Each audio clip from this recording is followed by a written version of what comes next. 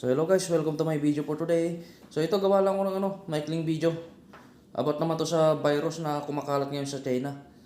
So nabalitaan ko lang to kanina nakikita ko lang sa Facebook tsaka sa YouTube eh. Kaya yun, subukan ko itong gamitin tong Bing Microsoft Lite para malaman kung ano yung virus na yun at bakit. So hindi ko na siya patatagalin guys. So hindi naman ako doktor, hindi naman ako analyst. So ito, gumawa lang ako ng pansarili kong survey. Yung kagaya nga, yung ginagamit ko yung Bing Microsoft. So yan, umpisa natin. Nakakatiw ilong ko ah.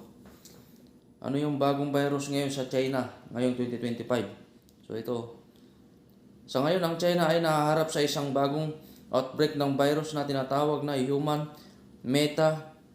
Metapneumovirus HMPV. Ang hindi naman basahin ito. Ang virus na ito ay mabilis na kumakalat at nagdudulot ng mga sintomas na katulad ng trangkaso at COVID-19. Maraming ospital, lalo na ang mga ospital para sa mga bata, ang labis na napupuno dahil sa pagdami ng mga kaso.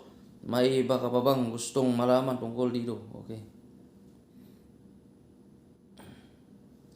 So, bro naman ha, kailan lang nung nakaraan, nung 2019 lang, di China din yun eh. Kumalat yun, di ba yung COVID-19 ngayon, bago na naman. So sana hindi na ito magaya yung kagaya dati sa COVID-19 kasi laking perwisyo nun eh. Lalo sa Pilipinas, sigurado, delikado na naman ng Pilipinas yan pag tinamaan ng virus na ito. Eh wala na tayong pera. Okay na sana kung si Duterte pa rin yung nakaupo eh. Kasi si Duterte talagang umutang siya ng pera para lang may maibigay sa mga Pilipino eh. Sigurado, sana hindi na tulungan pa sa China, sana doon na lang siya para hindi na magka-problema pang buong mundo. Kaya nga, paalala lang natin guys, ingat lang tayo lahat at huwag nating kalimutang manalangin sa Panginoong Diyos. Dahil siya lang ang magiging kasagutan talaga nito. Siya lang makapagbibigay sa atin lahat ng kasagutan at solusyon sa mga problema na dumarating sa ating buhay. So, yung ganyan lang aking video for today guys. Maraming salamat guys hanggang sa aking mga susunod na mga video.